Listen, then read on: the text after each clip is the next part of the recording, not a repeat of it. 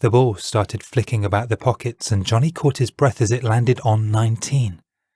Then Fortuna grinned and the ball flicked straight out again. The croupier swept away Johnny's chips and he redoubled his bet on 19. Statistically, he knew that his number would come up eventually. Doubling his bet ensured he'd win back everything he'd lost tonight and make a return equal to his first bet. However, he was finding that he could easily run out of money before that happened. He'd never liked the public school ethos of the taking part being more important than the winning. It seemed particularly absurd now. The ball mesmerized him as it whirled around the wheel, this time landing on 0 without any preamble. Johnny choked. 0 was his usual number of choice, but as 19 was his age, he'd thought it would be lucky. He persevered, redoubling his bet. There was only enough money left for one more turn of the wheel. He considered trying to swindle another note. He was so deep in the abyss now that a few more hundred couldn't possibly make a difference.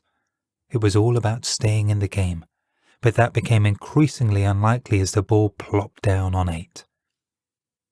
He crossed his arms in frustration, hugging himself in an effort not to smash the bloody contraption. As he did so, Johnny felt a sheet of paper crumple in his jacket pocket.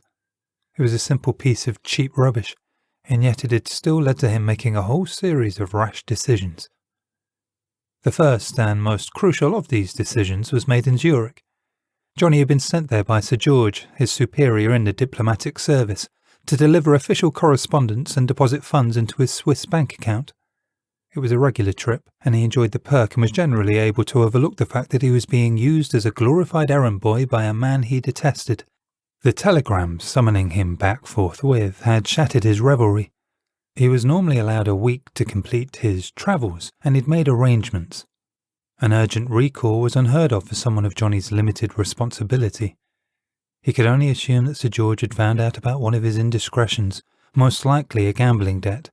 Johnny was finding them impossible to manage. There had been little choice but to double up and make a last stand. With the necessary documentation for Sir George's account, he had been able to make a sizable withdrawal. Once he had perfected Sir George's signature, he had seen it replicated by an expert 1,000 times before. Johnny had planned to win enough to pay the money back and head off whatever trouble lay in wait on his return. That money had long since gone, and he'd had to resort to further deception. A woman next to Johnny brushed against his arm, obviously trying to attract his attention, which was par for the course as far as he was concerned.